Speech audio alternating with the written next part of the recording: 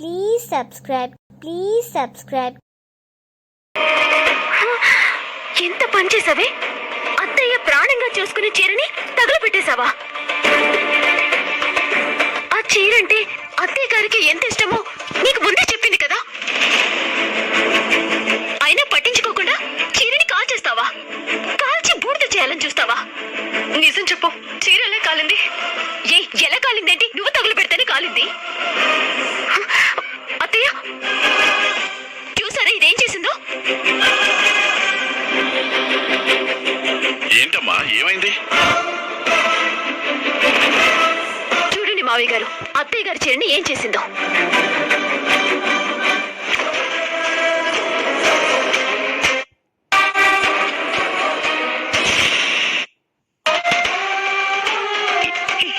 ఏంటమ్మా ఇది? చీరకేమైంది? నేను జాగ్రత్త జాగ్రత్త అని చెప్తూనే ఉన్నాను కదమ్మా. అందుకే అన్ని విషయాల్లో పని వాళ్ళని నమ్మకూడదు అనేది. చూసావు బాలు, మావయ్య గారు ఎంతో ప్రేమతో ఇచ్చిన చీరని అత్తయ్య ఇన్నాళ్ళు కాపాడుకుంటూ వచ్చారు. ఈ రోజు దీని చేతికి ఇలా ఇచ్చారో లేదో, ఏం చేసిందో చూడు.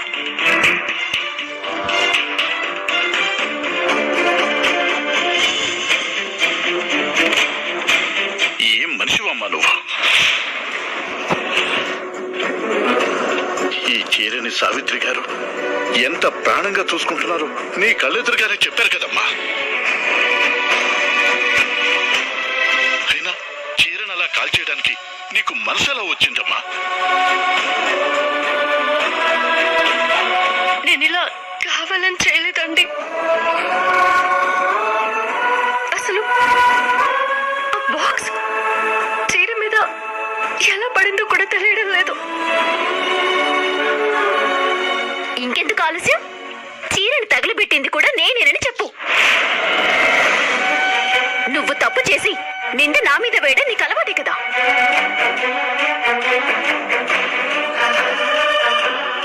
చేతకాని దానివి చేతకానట్లే ఉండాలి. ఔషధాన్ని పంపిస్తుంటే కాదని నువ్వు చీర తీసుకున్నావు. మా అమ్మ భద్రంగా దాచుకున్న జ్ఞాపకాన్ని తగులబెట్టేశావు. అసలు అది నేను కావాలని చేయలేదండి. ధర్మయ్, ఇంతలోనే నీ బుద్ధి చూపించావు. నీలాంటి దాన్ని ఏం చేసినా పాపం లేదు. అందుకే దరిద్రాన్ని ఇంట్లో ఉంచొద్దు అని చెప్పేది. ఎవరైనా విన్నారా? నీ ఇష్టం వచ్చినట్టు మాట్లాడుకో. మా అత్తయ్య చీర తగిలి పెట్టాల్సిన అవసరం నాకేంటి? రోషానికి మాత్రం తక్కువ లేదు. చేసింది బుద్ధి తక్కువ పైన అయినప్పుడు మాట అనకుండా ఎలా ఉంటారు? మా పెళ్ళైన దగ్గర నుంచి ఇప్పటి వరకు ఆ చీరని అంత జాగ్రత్తగా దాచిపెట్టింది అంటే దాని విలువ ఏంటనేది నీకు అర్థం కాలేదా?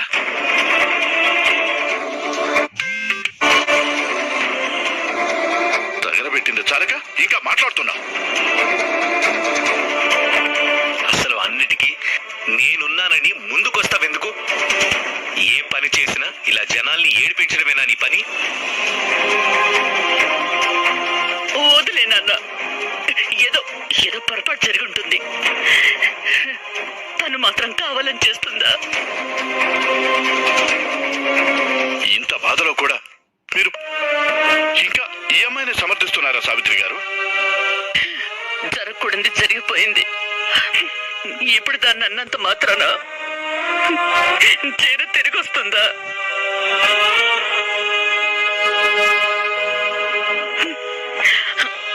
ఇలా జరగాలనుంది, జరిగిపోయింది.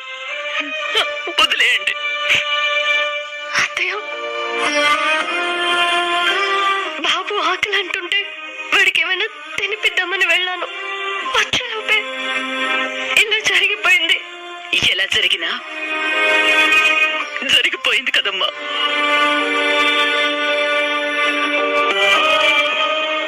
ప్రాణంగా దాచుకున్న నా జ్ఞాపకం కాలిపోయింది.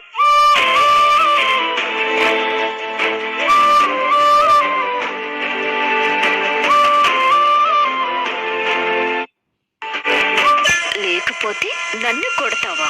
నాకే వార్నింగ్ ఇస్తావా?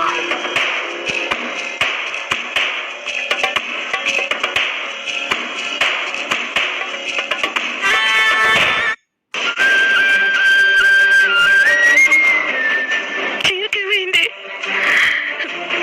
నేను జాగ్రత్త జాగ్రత్త అని చెప్తూనే ఉన్నాను కదమ్మా. మా అమ్మ భద్రంగా దాచుకున్న జ్ఞాపకాన్ని తగులబెట్టేశావు.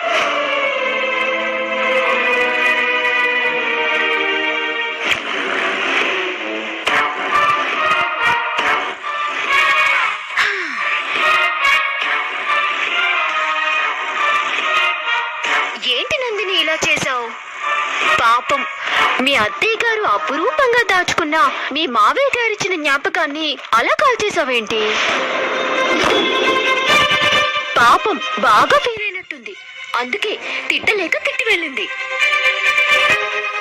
అయినా చీర అలా ఎలా కాలిపోయిందబ్బా?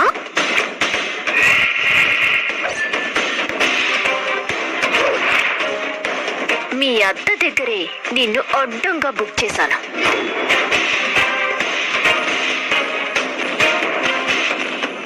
అయినా నీకు అర్థం కాలేదా? అంటే చీర కాల్చింది అనుమానం ఏముంది? నేనే. ఆవిడ ఎప్పటి నుంచో దాచుకున్న చీరని అలా కాల్చేస్తావా? ఆవిడలా దాచుకుంది కాబట్టే కదా నాకు కలిసి వచ్చింది, నేనే ఇరికించింది. ఆవిడలా బాధ పెట్టడానికి నీకు మనసులో వచ్చిందే? మనసు అనే మైదా పిండి నా దగ్గర లేదు నచ్చినట్టు మార్చుకోవడానికి. నాకు కావాల్సింది నన్ను అవమానించిన మీ ఇద్దరిని బాధ పెట్టడం. నిన్ను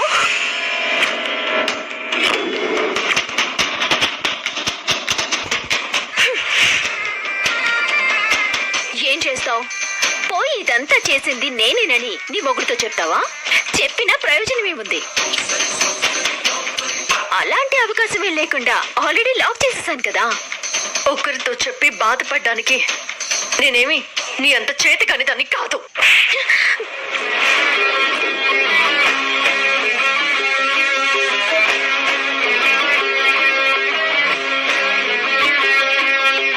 మా అత్తయ్య చీరని తగలబెట్టి అవన్నీ బాధ పెడతావా? నువ్వు ఏం చేసినా భరిస్తున్నది నీకు నాకు మధ్య నా భర్త బాధపడుతున్నాడని. ఆయన లేకపోతే ఎప్పుడో నీ ప్రాణాలు తీసి జైలుకి వెళ్ళుండేదాన్ని. ఎంత ధైర్యం నీకు? నన్నే కొడతావా? హ, నిన్ను కొట్టడానికి ధైర్యం ఎందుకే? గట్టిగా గుద్దితే దెబ్బకు చేస్తావు. నీకు కూడా భయపడతాను అనుకుంటున్నావా? ఇంకొకసారి మా అత్తయ్యని బాధ పెట్టి నన్నేదో బాధ పెడదామని చూసినా, మా అత్తయ్యని టార్గెట్ చేసి నన్నేదైనా చేయాలని చూసినా నీ చావు నా చేతిలోనే. అది గుర్తుపెట్టుకో.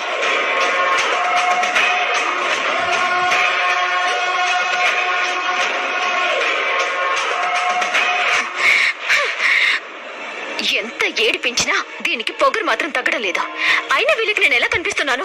స్కూల్లో పిల్లల్ని కొట్టినట్టు అత్త కోడలు ఇద్దరు కలిసి ఇష్టాన్ని కొడుతున్నారు.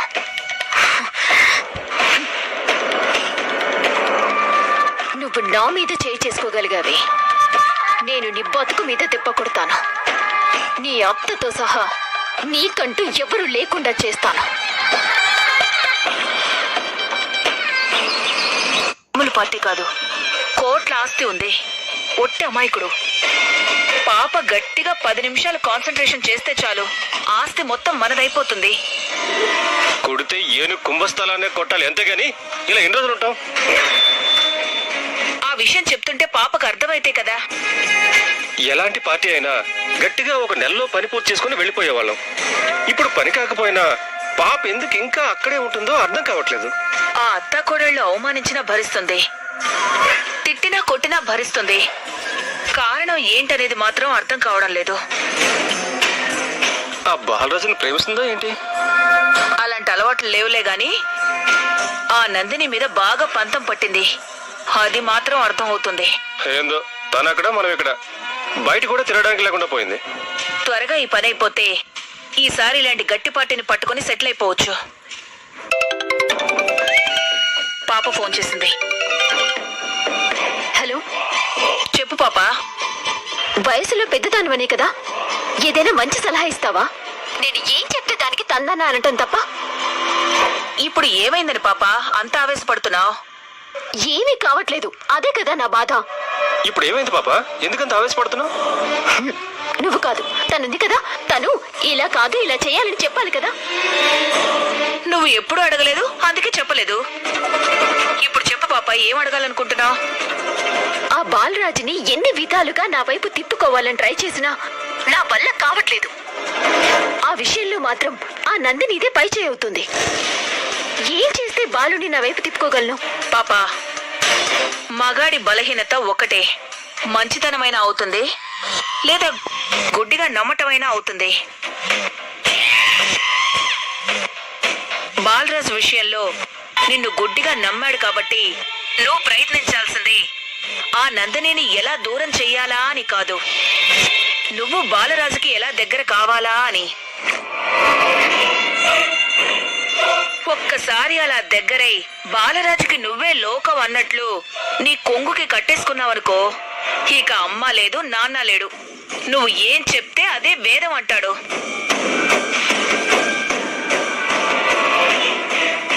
భార్య అన్న సర్టిఫికేట్ నీకే ఉంది కదా, దాన్ని సరిగ్గా వాడు. నువ్వు కోరుకున్నట్లు నీ సొంతం అవుతాడు. ఇప్పుడు నాకు ఒక క్లారిటీ వచ్చింది. ఇక నుంచి నేను భార్యగా ఎలా దగ్గర కావాలి అని చూడాలి, అంతేగా? అంతే పాప. అడగగానే మంచి సలహా ఇచ్చావు, థ్యాంక్ యూ. మనలో మనకి థ్యాంక్స్ ఎందుకు, పని కాని ముందు. ఓకే, బెస్ట్ ఆఫ్ లక్ పాప. Thank you.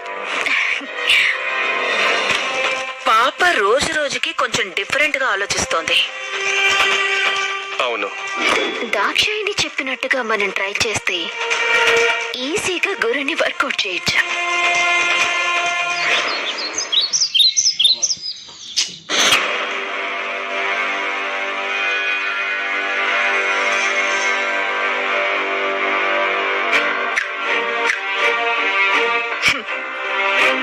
ఈ ఇంట్లో నన్ను అలా పిలిచేది నువ్వే అని నాకు తెలుసు. ఏంటో చెప్పు. ఒకసారి తిరిగి చూడు. రోజు చూసే మొహమేగా, కొత్తగా చూసేదేముంది? నీకు షాకింగ్ న్యూస్ చెప్పాలి. అది విని మాడిపోయే నీ మొహం నేను చూడాలి కదా.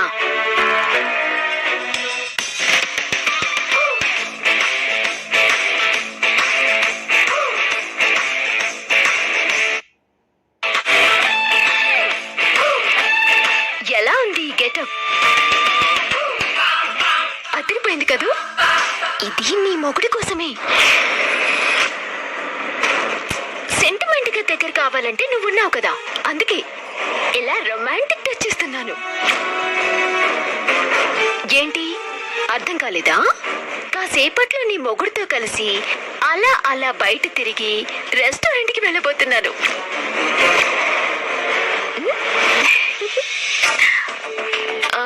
అప్పటికి రావాలనిపిస్తేనే వస్తాం, లేదంటే ఈవినింగ్ డిన్నర్ కూడా చేసేస్తాం.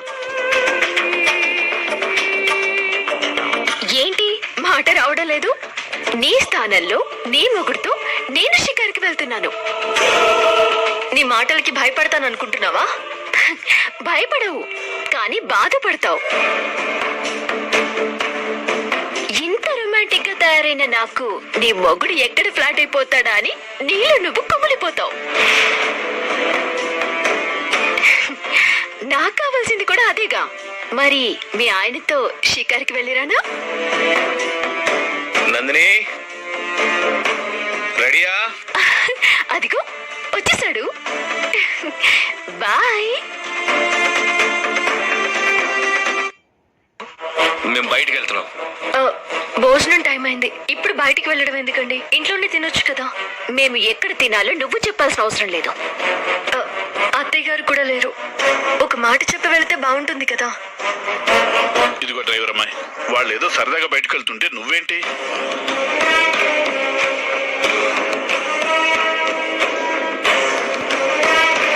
సావిత్రి గారు వస్తే నేను చెప్తాను రా, మీరు వెళ్ళేసిరండి. సరే నాన్న, వెళ్ళొస్తాం. వెళ్ళక బయటకు వెళ్తున్నారు, అలా సరదాగా అన్ని తిరిగేసిరండి. మీరు ప్రత్యేకంగా చెప్పాలా బావయ్య గారు? వెళ్ళొస్తాం. పది బాలు.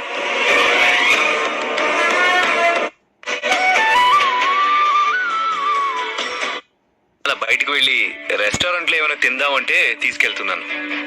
అయ్యో అవునా? ఏమ్మా నాతో ఒక్క మాట కూడా చెప్పలేదే. ఏమ్మా, ఎందుకు? మీరు ఇలా తిండికి బయటకు వెళ్తున్నారని తెలియక నీకు బాగా ఇష్టమని ఔషధం నేను మార్కెట్కి పోయి చేపలు తీసుకొస్తున్నాను నాన్నా. చేపలా? అవును బాలు, నీకు ఇష్టమైన రవ్వలు తీసుకొచ్చాం.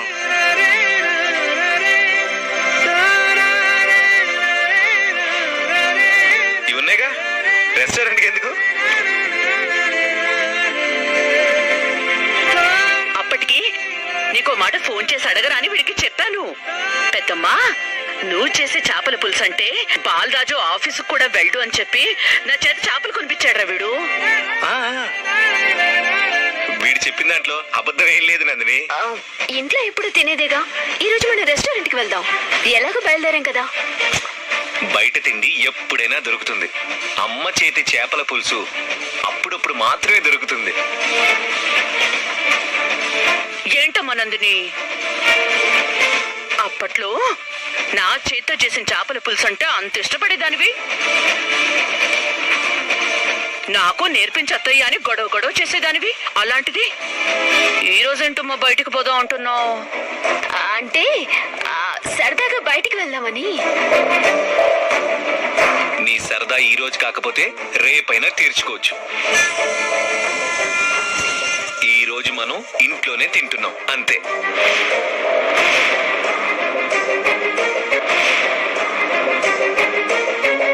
పదండి పెద్దమ్మా, నీకోసం బాలు రెస్టారెంట్కి వెళ్ళడం కూడా మానేశాడు. నాదే ఉందిరా, అరగంటలో చేసేను. కాకపోతే నందినికి ఎప్పుడు చేపల పులుసు పెట్టడం నేర్పించలేకపోయానురా. ఈ రోజు నేర్పించి అమ్మా, నేర్చుకుంటుంది.